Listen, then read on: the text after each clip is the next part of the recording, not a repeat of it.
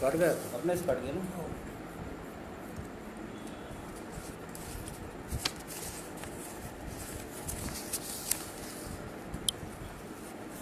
आ गया ना।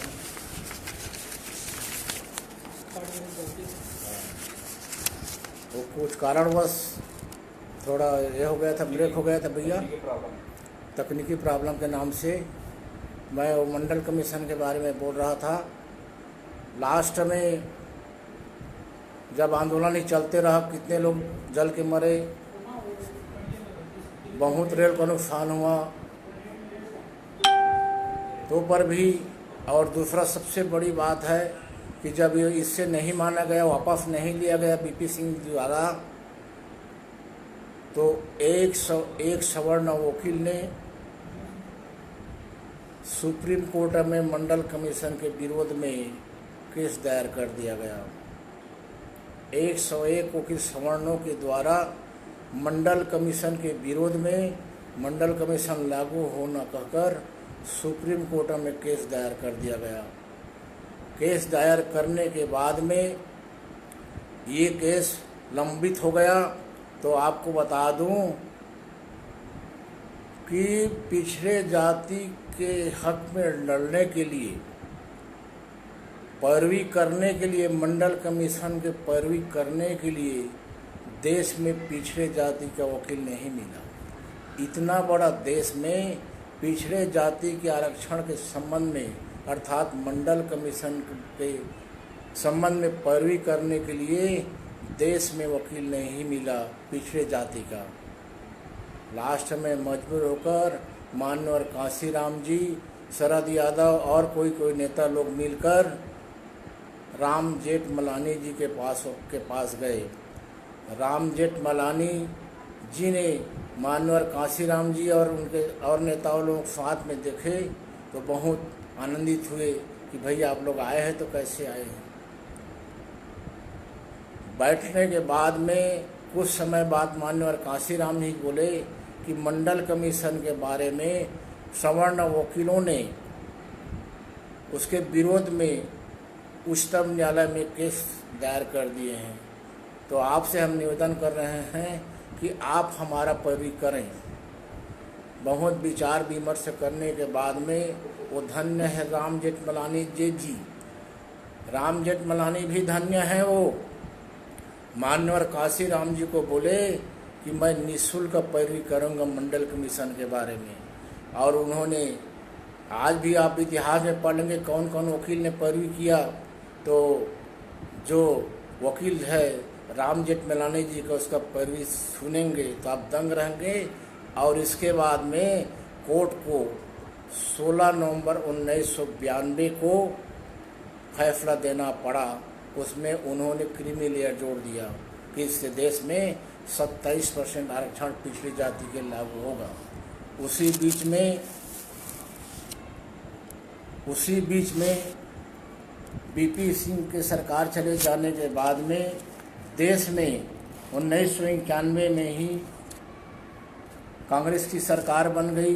कांग्रेस के सरकार बनने के बाद में नरसिम्हा राव जी देश के प्रधानमंत्री बन गए।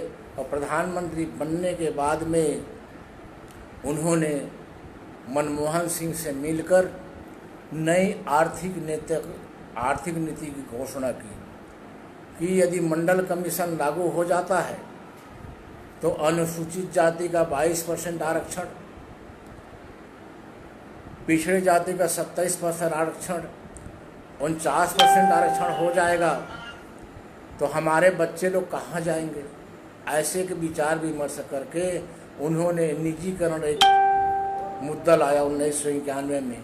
24 जुलाई 1991 को पारित हुआ, जिसमें निजीकरण में यही लिखा गया कि देश के सार्वजनिक क्षेत्र है उसको बेच दिया जाए, उसको आरक्षण खत्म हो जाएगा, जिसमें अनुसूचित जाति के लोग, अनुसूचित जनजाति के लोग और पिछड़े जाति के लोग नौकरी नहीं पा सकेंगे। उसी आधार पे आपको मालूम होगा बाल्को भारत एल्युमिनियम कंपनी का मैं भी कर्मचारी था।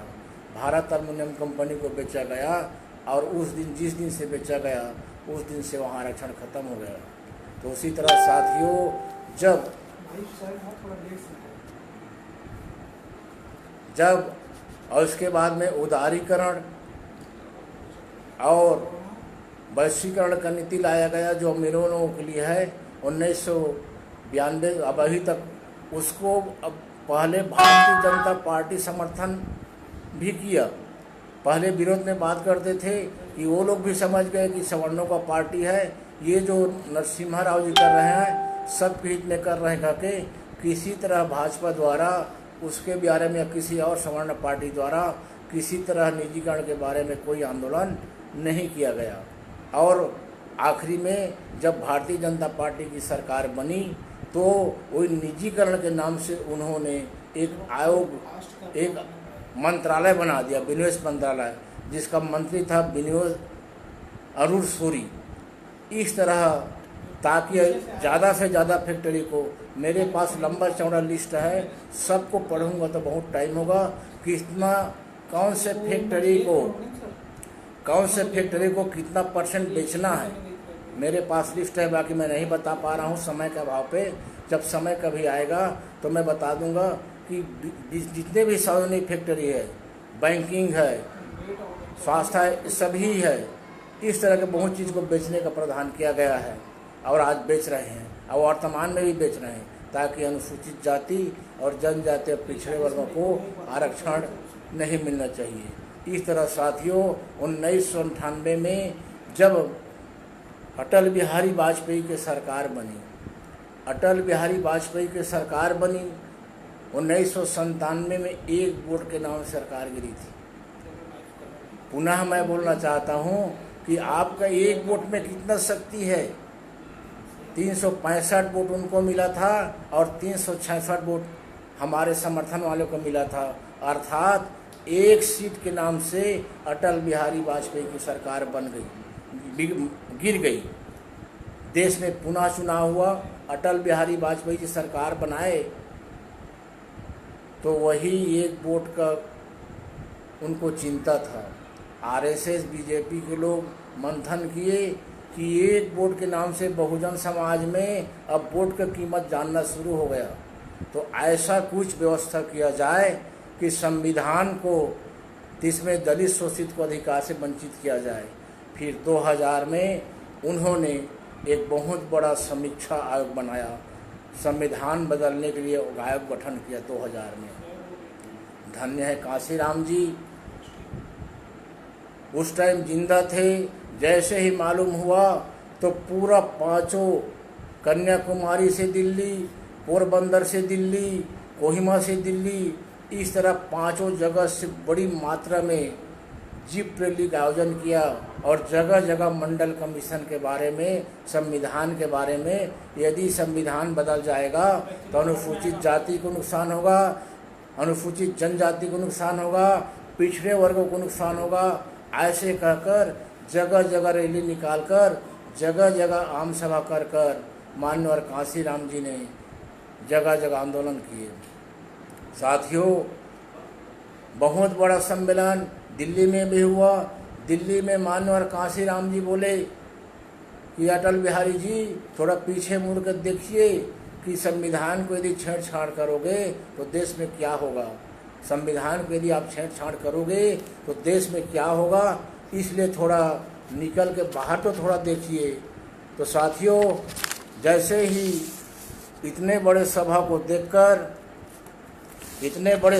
देखकर अटल बिहारी वाजपेयी सरकार को फिर संविधान समीक्षा आयोग को रोकना पड़ा और अभी भी वो लंबित है। कभी भी वो लोग कभी भी उसको लागू कर सकते हैं, क्योंकि आज जो आरएसएस का प्रमुख एजेंडा है कि किसी भी तरह से संविधान को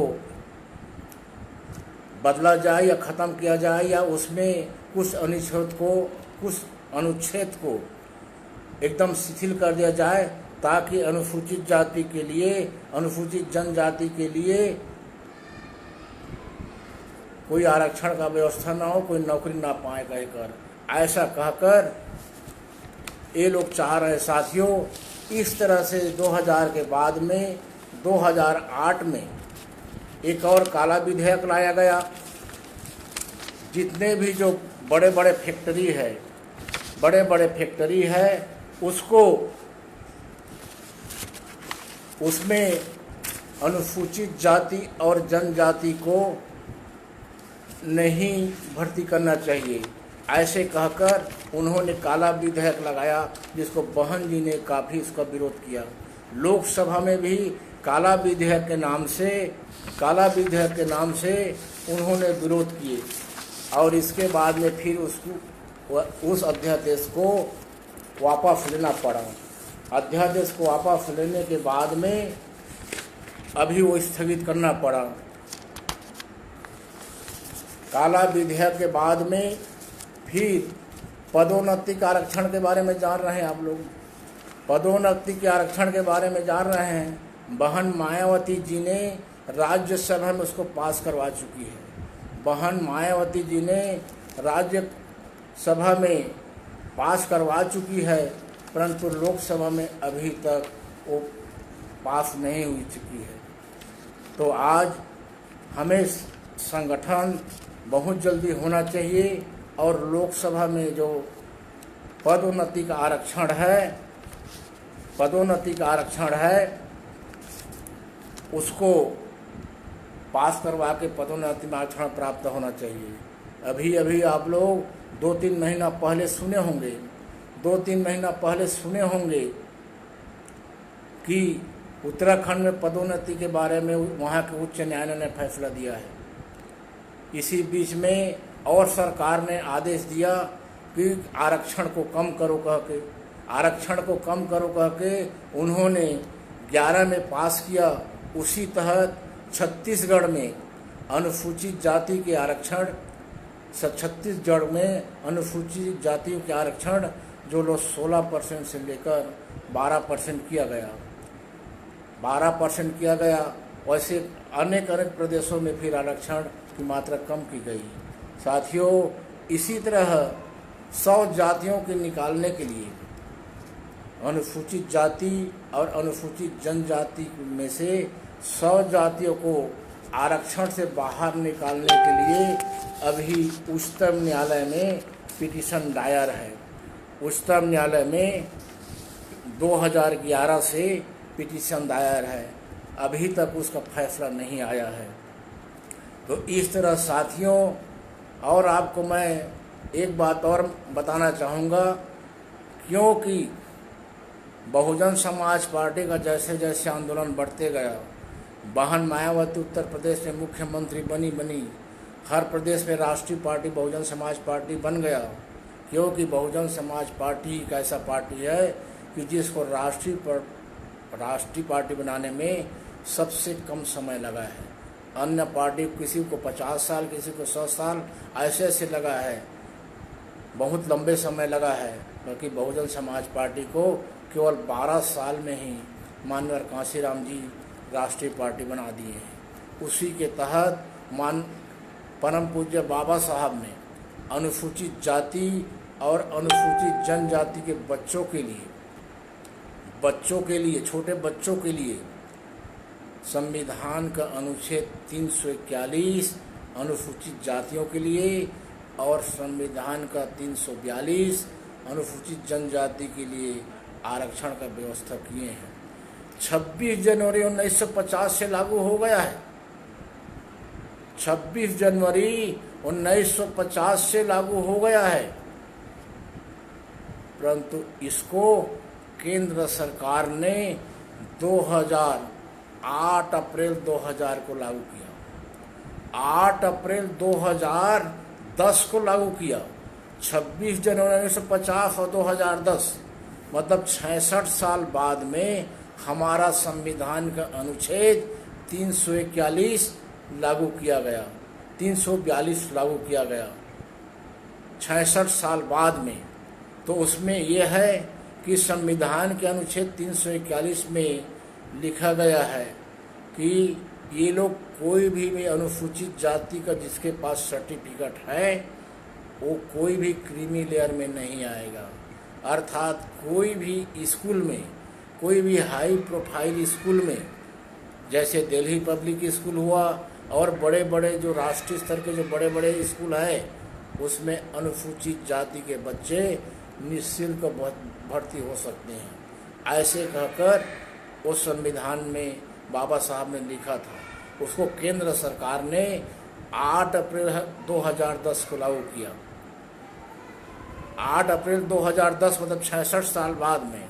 उसी तरह छत्तीसगढ़ सरकार ने, छत्तीसगढ़ जी के रमन सरकार ने 27 अगस्त 2000 को अपने राजपत्र में प्रकाशित किया और शिक्षा के अधिकार के लिए लागू किया गया। 27 अगस्त 2011 को तो राजपत्र में प्रकाशित हो गया कि अनुसूचित जाति और जनजातियों को क्रिमिनल में नहीं माना जाएगा। इनके बच्चे को निश्चित अनुपात में हाई प्रोफाइल स्कूल में भर्ती किया जाएगा, ऐसे कहकर पास तो कर दिया है। परंतु आपको मालूम होगा इसके लिए हमने 5 महीना पिछले साल लंबा संघर्ष किया है। ये लोग मानने के लिए तैयार ही नहीं थे। ये लोग सभी जगह तो बड़े लोग हैं, मानने के लिए तैयार ही नहीं थे। लास्ट में काफ़ी खर्च करने के बाद में, काफ़ी संघर्ष के बाद में फिर 2019 में ये नियम पूरा छत्तीसगढ़ में लागू हो गया है। आप सभी जो सुन रहे साथियों, जहाँ जहाँ अपने समाज के प्रिंसिपल हैं, एसटी का प्रिंसिपल हैं, वहाँ तो कोई भी स्कूल में लागू है।